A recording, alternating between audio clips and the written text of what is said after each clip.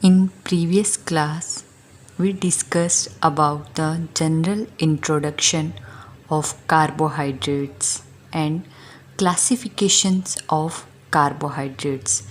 In classification, we discussed broad classifications as well as systematic classification. In systematic classification, carbohydrate classified as monosaccharides, oligosaccharides and polysaccharides. Now in this lecture we discuss the monosaccharides. In monosaccharides, in your syllabus only aldohexoses and ketohexoses are included.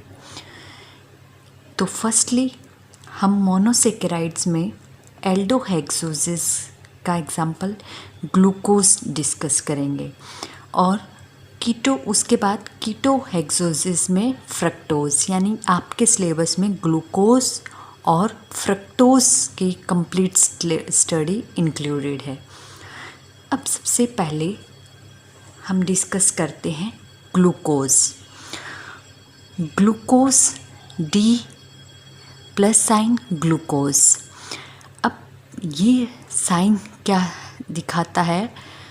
Optical rotation. Plus sign हम dextro rotatory के लिए use करते हैं and minus sign हम लीवो rotatory के लिए use करते हैं, जैसा कि आपने प्रीवियस क्लासेस में स्टीरियो केमिस्ट्री में पढ़ा है।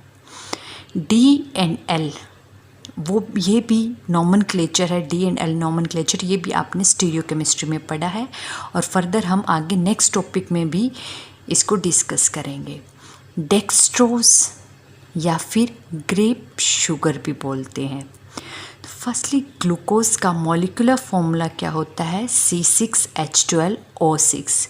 ग्लूकोज जो है एक most important and most widely distributed monosaccharides है। अक्रेंस से क्या होता है? ग्लूकोज फ्री फॉर्म में Honey, ripe, grapes and sweet fruits like mangoes, Apple and peaches में होता है। इनके अलावा ब्लड में भी ग्लूकोज की मात्रा पाई जाती है। ह्यूमन ब्लड में अप्रोक्सीमेटली 0.1% ग्लूकोज होता है। इसके अलावा कंबाइंड स्टेट में ग्लूकोज जो है वो ग्लाइकोसाइड्स, डाइसेकेराइड्स एंड पॉलीसेकेराइड्स का कंपोनेंट भी होता है। तो glucose, glycosides, disaccharides and polysaccharide का कंपोनेंट किस तरह से होता है, ये जब हम डाइसेकेराइड्स, पॉलीसेकेराइड्स, ग्लाइकोसाइड्स इनको इसी चैप्टर्स में आगे डिस्कस करेंगे तब क्लियर होगा। नेक्स्ट है प्रिपरेशन ऑफ डी ग्लूकोज, यानी कि आप ग्लूकोज को कैसे प्रिपेयर कर सकते हैं। ग्लूकोज की प्रिपरेशन के दो मेथड है। एक तो अगर हमें स्मॉल स्केल पे या स्मॉल वॉल्यूम में बनाना है, यानी कि लैब में प्रिपरेशन करती हैं तो लेबोरेटरी प्रिपरेशन, और दूसरा हम मेथड हमें अगर लार्ज स्केल पे या कॉमर्शियल स्केल पे यूज़ करना है तो कॉमर्शियल स्केल पे मैन्युफैक्चरिंग।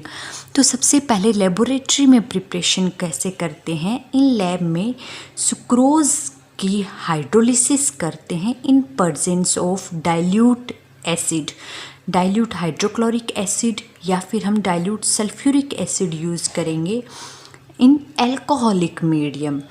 तो इस कंडीशन पे सुक्रोज है वो ब्रेक हो जाएगा किसमें? ग्लूकोज एंड फ्रक्टोज में। सुक्रोज क्या है? एक तरह का डाइसेकेराइड है और जैसे ही हाइड्रोलिसिस किया, ड्यूरिंग हाइड्रोलिसिस या अपॉन हाइड्रोलिसिस ब्रेक हो जाएगा और मोनोसेकेराइड्स यूनिट देगा ग्लूकोज एंड फ्रक्टोज। अब पूरी रिएक्शन है वो अल्कोहलिक मीडियम में हो रही है, तो जो ग्लूकोज एंड फ्रक्टोज आ रहे हैं मिक्सचर, ये किस में आ रहे हैं? अल्कोहलिक सॉल्वेंट में है। इस केस में ग्लूकोज जो है वो स्पेरिंगली सॉल्यूबल होता है अल्कोहल में। स्पेरिंगली सॉल्यूबल मतलब बहुत लेस सॉल्यूबल, तो ये सेपरेट आउट हो जाएगा ऐसे प्रिसिपिटेट जैसे ही बनेगा। बट फ्रक्टोज है वो क्या होता है? सॉल्यूबल होता है अल्कोहल में, तो फ्रक्टोज है वो रिमेन रहेगा इन सॉल्यूशन, बट ग्लूकोज है वो सेपरेट आउट हो जाएगा ऐसे प्रिसिपिटेट। तो फिर हम इस मिक्सचर को सिंपली फिल्ट्रेट कर लेंगे और ग्लूकोज सेपरेट आउट कर लेंगे। नेक्स्ट मेथड है मेथड्स कि अगर हमें लार्ज स्केल पे बनाना है ग्लूकोज तो ऑन कॉमर्शियल स्केल पे क्या करेंगे, स्टार्च का हाइड्रोलिसिस करेंगे। स्टार्च क्या है, एग्जाम्पल है पॉलीसेकेराइड्स का। जब हम स्टार्च की हाइड्रोलिसिस करते हैं इन प्रेजेंस ऑफ एसिड, तो स्टार्च है वो अपॉन हाइड्रोलिसिस ब्रेक हो जाएगा ग्लूकोज में। अब जैसे ही ग्लूकोज बनेगा, यहाँ पे एसिडिक सॉल्यूशन है, क्योंकि हम एसिडिक कंडीशन यूज़ कर रहे हैं, तो हमें क्या करना पड़ेगा, इस सॉल्यूशन को पहले न्यूट्रलाइज करना पड़ेगा। न्यूट्रलाइज करने के लिए किससे करेंगे, हम चॉक डालेंगे इसमें और उसके बाद फिर फिल्टर करेंगे। जो फिल्ट्रेट आएगा उसको डीकलराइज करेंगे विद एनिमल चारकोल, और आफ्टर डीकलराइजेशन उस मिक्सचर को क्या करेंगे, हम कंसनट्रेटेड करेंगे अंडर रिड्यूस्ड प्रेशर। जैसे कंसनट्रेट करेंगे तो आपका ग्लूकोज जो है वो क्रिस्टलाइज आउट हो जाएगा। अब इस केस में स्टार्च के सोर्स है वो क्या क्या हो सकते हैं, जैसे चावल हो गए, मक्का एंड पोटैटोज। तो इस तरह से हम ग्लूकोज को दो मेथड से बना सकते हैं। लेबोरेटरी लेवल पे हम डाइसेकेराइड सुक्रोज की हाइड्रोलिसिस करेंगे जिससे हमें ग्लूकोज और फ्रक्टोज का मिक्सचर मिलेगा, और कमर्शियल स्केल पे हम स्टार्च, एक पॉलीसेकेराइड है, उसकी हाइड्रोलिसिस करेंगे, वहाँ पे ग्लूकोज का प्रोडक्शन होगा। नेक्स्ट है physical properties of glucose. Physical properties में हम क्या डिस्कस करते हैं, हम मेल्टिंग पॉइंट, फिज़िकल स्टेट और फिज़िकल कैरेक्टरिस्टिक्स डिस्कस करते हैं। तो जो ग्लूकोज है उसकी फ़िज़िकल स्टेट क्या होती है, ग्लूकोज वाइट क्रिस्टलाइन सॉलिड की तरह एग्जिस्ट करता है जिसका मेल्टिंग पॉइंट होता है 419 केल्विन। ग्लूकोज है वो ऐसे मोनोहाइड्रेट भी एग्जिस्ट करता है, बट मोनोहाइड्रेट का मेल्टिंग पॉइंट क्या होगा, 391 केल्विन। अगर हम सॉल्युबिलिटी की बात करें तो ग्लूकोज जो है वो वाटर में हाईली सॉल्युबल होगा, अल्कोहल में स्पेरिंगली सॉल्युबल, स्पेरिंगली मतलब बहुत मिनिमम अमाउंट में डिज़ोल्व हो पाएगा, सॉल्युबल हो पाएगा, और ईथर में यानी कि नॉन पोलर सॉल्वेंट में तो कम्प्लीटली इनसॉल्युबल होगा। उसके बाद स्वीटनेस जो है ग्लूकोज है वो 3/4 as sweet as sucrose. Sucrose क्या है, जो हम घरों में यूज़ करते हैं शुगर, यानी कि टेबल शुगर भी बोल सकते हो, इससे लेस स्वीट होता है, अप्रोक्सीमेटली 75% ऑफ सुक्रोज। और दूसरा ग्लूकोज जो है वो क्या है, ऑप्टिकली एक्टिव सब्सटेंसेस, जैसे कि मैंने प्रीवियस लेक्चर में बताया था आपको, जब मोनोसेकेराइड्स के बारे में बात कर रहे थे कि मोनोसेकेराइड्स में जहाँ पे कायरल सेंटर है और मॉलिक्यूल कायरल है तो क्या होगा, ऑप्टिकली एक्टिव। वहाँ एल्डोहेक्सोसिस के केस में ग्लूकोज का एग्जाम्पल था, और एल्डोहेक्सोसिस में आप ये देख रहे हैं कि कितने कायरल सेंटर है। अगर सारे कायरल सेंटर डिसिमिलर है तो पूरा का पूरा मॉलिक्यूल है वो क्या हो जाएगा, कायरल। पूरा मॉलिक्यूल कायरल है तो नेचर में क्या होगा, ऑप्टिकली एक्टिव। और जो ग्लूकोज है वो ऑप्टिकली एक्टिव के साथ साथ डेक्स्ट्रो रोटेटरी होता है। डेक्स्ट्रो रोटेटरी यानी कि those optically active substances which rotate the plane of polarised light towards right side, तो उनको हम बोलते हैं डेक्स्ट्रो रोटेटरी सब्सटेंसेस। अब ग्लूकोज डेक्स्ट्रो रोटेटरी है, इसीलिए ग्लूकोज को डेक्स्ट्रोज भी बोल दिया जाता है। नाउ फिज़िकल प्रॉपर्टीज़ और मेथड ऑफ फॉर्मेशन हो गए हैं। अब नेक्स्ट हमें ये देखना है कि ग्लूकोज का जो मॉलिक्यूलर फॉर्मूला है C6H12O6, एक्चुअल में ग्लूकोज की स्ट्रक्चर है वो कैसी होती है।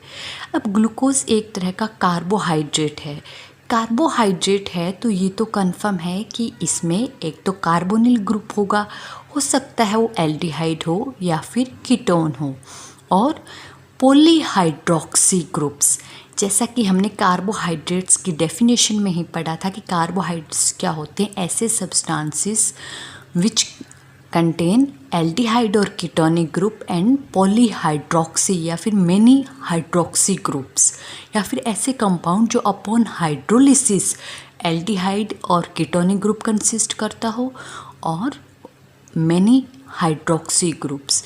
तो अब हमें ये देखना है कि ग्लूकोज की स्ट्रक्चर है वो कैसी है, यानी कि हाइड्रोक्सी ग्रुप है तो कितने हाइड्रोक्सी ग्रुप्स है। अगर वो हाइड्रोक्सी ग्रुप है तो वो किस नेचर के हैं, प्राइमरी है, सेकेंडरी है या टर्शरी है। थर्ड, अगर वो कार्बोनिल ग्रुप है वहाँ पे तो वो कार्बोनिल ग्रुप एल्डिहाइडिक है या फिर कीटोनिक है। और जो आपके बाकी के कार्बन है वो किस तरह से, कितने मेंबर की कार्बन की चेन है। तो वो सब डिस्कस करने के लिए हम क्या करते हैं, ग्लूकोज की स्ट्रक्चर एलुसिडेशन करते हैं। और किसी भी ऑर्गेनिक कंपाउंड की स्ट्रक्चर एलुडेशन के लिए हमें क्या करने पड़ते हैं, केमिकल मेथड्स लगाने पड़ते हैं, यानी कि बाय केमिकल टेस्ट हम इसके फंक्शनल ग्रुप का पता लगाएंगे। अब स्ट्रक्चर एलुडेशंस में सबसे पहले मॉलिक्यूलर फॉर्मूला, अगर किसी भी ऑर्गेनिक कंपाउंड की हमें स्ट्रक्चर डिटरमाइन करनी है तो हमें उसका मॉलिक्यूलर फॉर्मूला पता होना चाहिए। तो कोई भी अननोन ऑर्गेनिक कंपाउंड या किसी भी ऑर्गेनिक कंपाउंड के बारे में हमें कंप्लीट स्टडी करनी है तो सबसे पहले हम उस कंपाउंड की मॉलिक्यूलर फॉर्मूला निकालेंगे। तो by molecular weight determination and elemental analysis we determine that molecular formula of glucose is C6H12O6। यानी कि मॉलिक्यूलर वेट डिटर्मिनेशन से हमें ये पता चला कि ग्लूकोज का जो मॉलिक्यूलर फॉर्मूला है वो क्या होता है, C6H12O6। अब C6H12O6 मॉलिक्यूलर फॉर्मूला पता चल गया तो सबसे पहले हम ये पता लगाएं कि अगर ये कार्बोहाइड्रेट्स है तो इसमें कार्बोनिल ग्रुप जो है वो कौन सा है, एल्डिहाइड कार्बोनिल। पहले तो ये लें कि कार्बोनिल ग्रुप है या नहीं है। तो सबसे पहले पर्टिकुलर कैरेक्टरिस्टिक्स कार्बोनिल ग्रुप की रिएक्शन या केमिकल रिएक्शन लगा के देखेंगे। जैसा कि आपने प्रीवियस क्लास में कार्बोनिल कंपाउंड स्टडी किया है तो आपने ये देखा है कि कार्बोनिल कंपाउंड है तो उसमें कार्बोनिल ग्रुप होगा, हो सकता है वो एल्डिहाइड हो या फिर कीटोन हो। तो कार्बोनिल ग्रुप में जो कार्बन है वो क्या होता है, इलेक्ट्रोफिलिक सेंटर होता है, ऐसे इलेक्ट्रोफाइल बिहेव करता है। और कोई भी अगर न्यूक्लियोफाइल आता है तो ये न्यूक्लियोफाइल के साथ कार्बोनिल कंपाउंड है वो क्या करते हैं, न्यूक्लियोफिलिक एडिशन रिएक्शन शो करते हैं, जिसमें यहाँ पे क्या होता है कि न्यूक्लियोफाइल है वो इस कार्बोनिल कार्बन पे ऐड हो जाता है, ऑक्सीजन पे नेगेटिव चार्ज, क्लियर है। उसके बाद हम हाइड्रोलिसिस करते हैं और ड्यूरिंग हाइड्रोलिसिस यहाँ पे क्या हो जाता है, आपका हाइड्रोजन आ जाता है और नेगेटिव के पास, यानी कि कंप्लीट प्रोडक्ट है वो क्या बनता है, OH। और यहाँ पे जो भी अटैकिंग न्यूक्लियोफाइल है। तो हमें नहीं पता जो ग्लूकोज है इसमें मॉलिक्यूलर फॉर्मूला हमने निकाल लिया, हमें ये भी नहीं पता मान लो कि वो कार्बोहाइड्रेट्स है या नहीं है। तो पहले हम ये पता लगाएंगे कि इसमें कार्बोनिल ग्रुप है या नहीं है। तो हम क्या करेंगे, ग्लूकोज के अंदर न्यूक्लियोफाइल के साथ रिएक्शन करवा के देखेंगे और ये देखेंगे कि क्या चेंजेस आ रहा है। तो जैसे कि आपने कार्बोनिल ग्रुप में पढ़ा है कि हाइड्रोजन, जब हम कार्बोनिल कंपाउंड की हाइड्रोजन साइनाइड के साथ HCN के साथ रिएक्शन करते हैं तो इसमें क्या होता है, H positive CN negative. CN cyanide group है वो क्या करेगा, ऐसे न्यूक्लियोफाइल इस कार्बोनिल कार्बन पे अटैक करेगा और प्रोडक्ट है वो क्या आ जाएगा, यहाँ पे न्यूक्लियोफाइल की जगह प्रोडक्ट क्या बनेगा, COH एंड CN। इस कंपाउंड को हम क्या बोल रहे थे, साइनोहाइड्रिन। तो ये देखा गया कि ग्लूकोज के केस में जब हम हाइड्रोजन साइनाइड के साथ रिएक्शन करवाते हैं तो ग्लूकोज से क्या बन रहा था, ग्लूकोज का साइनोहाइड्रिन बन रहा था। साइनोहाइड्रिन बन रहा था और हाइड्रोजन, साइनोहाइड्रिन कब बनता है, जब हाइड्रोजन साइनाइड है वो कार्बोनिल ग्रुप के साथ एडिशन रिएक्शन शो करता है। इसका मतलब कि ग्लूकोज के अंदर कहीं ना कहीं कार्बोनिल ग्रुप है। सिमिलरली अगर हम अमोनियम हाइड्रोक्साइड के साथ रिएक्शन करवाते हैं तो इस केस में क्या होता है, यहाँ पे भी लोन पेयर होता है, ये एज ए न्यूक्लियोफाइल रिएक्शन करके क्या बनाता है, ऑक्साइम। क्लियर है। सिमिलरली अगर हम फिनाइल हाइड्रोजन के साथ रिएक्शन करवाते हैं तो इसके जो लोन पेयर है वो भी एज ए न्यूक्लियोफाइल अटैक करते हैं कार्बोनिल कार्बन पे, और ये क्या है, फिनाइल हाइड्रोजन है, और फिनाइल हाइड्रोजन है वो कार्बोनिल ग्रुप के साथ रिएक्शन करके बनाते हैं फिनाइल हाइड्राजोन। ये तीनों रिएक्शन है कार्बोनिल ग्रुप के साथ। आप प्रीवियस क्लास में कार्बोनिल कंपाउंड्स को जो चैप्टर पढ़ा था एल्डिहाइड एंड कीटोन, वहाँ पे देख सकते हो सिमिलर वे में दी हुई है। तो ये देखा गया कि जब हम ग्लूकोज के साथ हाइड्रोजन साइनाइड की रिएक्शन करवा रहे थे तो साइनोहाइड्रीन और ऑक्साइम बन रहा था, फिनाइल हाइड्रोजन के साथ फिनाइल हाइड्रोजन जोन बन रहा था। जब ये प्रोडक्ट बनते हैं किसी ऑर्गेनिक कंपाउंड के साथ इन रिएजेंट की रिएक्शन से, इसका मतलब उस ऑर्गेनिक कंपाउंड के पास कन्फर्म है कि कार्बोनिल ग्रुप है। हो सकता है वो कार्बोनिल ग्रुप एल्डिहाइड हो या फिर कीटोन हो, बट ये कन्फर्म हो जाता है इन तीनों रिएक्शन से कि वहाँ पे ग्लूकोज में कहीं ना कहीं कार्बोनिल ग्रुप है। फर्दर क्या देखा गया, अब वो कार्बोनिल ग्रुप कौन सा है हमें ये देखना है कि वो एल्डिहाइड है या फिर कीटोन है। तो हमें ये चेक करने के लिए कि पर्टिकुलर कार्बोनिल ग्रुप है वो एल्डिहाइड है या कीटोन है, हम सेकंड टेस्ट करेंगे। हम क्या करेंगे, ग्लूकोज का ऑक्सीडेशन करवाएंगे माइल्ड ऑक्सीडाइजिंग एजेंट के साथ। माइल्ड ऑक्सीडाइजेशन यानी कि ब्रोमीन वाटर यूज़ करेंगे। तो ये देखा कि ग्लूकोज है ब्रोमीन वाटर यानी कि ऑक्सीडेशन के साथ ग्लूकोनिक एसिड में कन्वर्ट हो गया। और ग्लूकोनिक एसिड क्या है, एक तरह से ग्लूकोज का मोनोकार्बोक्सिलिक एसिड है। ग्लूकोनिक एसिड यानी कि मोनोकार्बोक्सिलिक एसिड बना है, यानी कि ऐसा कंपाउंड बना है जिसमें एक क्या है, कार्बोक्सिल ग्रुप, एक कार्बोक्सिलिक ग्रुप का बना है। तो टोटल ग्लूकोज का फॉर्मूला क्या होता है, C6H12O6। एक कार्बन तो यहाँ आ गया, अब बच कितने गए, 5। हमें नहीं पता वो किस फॉर्म में है, ठीक है। ऑक्सीजन, ये तो ऑक्सीडेशन से आए हैं। दो यहाँ आगे तो पीछे कितने बचे, ठीक है। एक वाटर का ऑक्सीजन हो गया, तो यहाँ पे ऑक्सीजन बचे हैं आपके 5।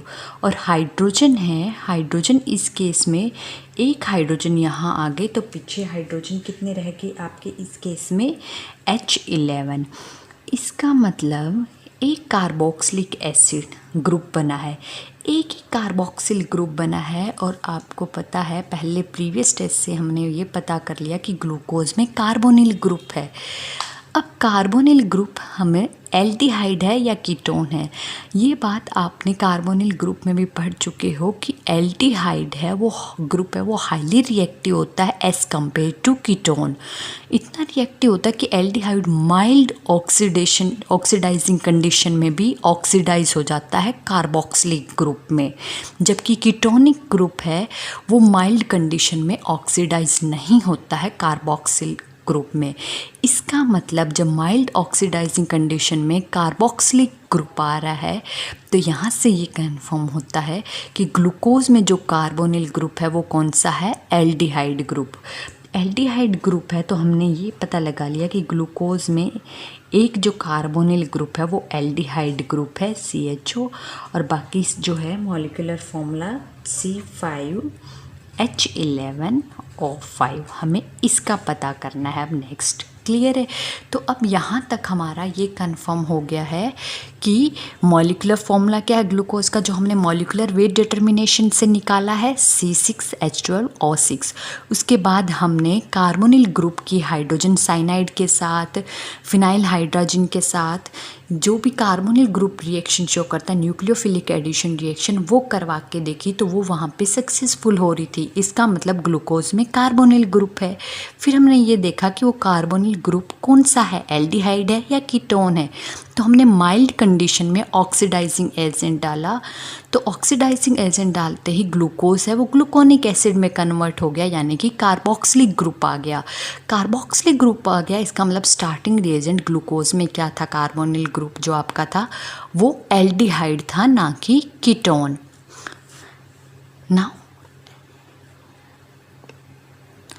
Now further test we will study in next video.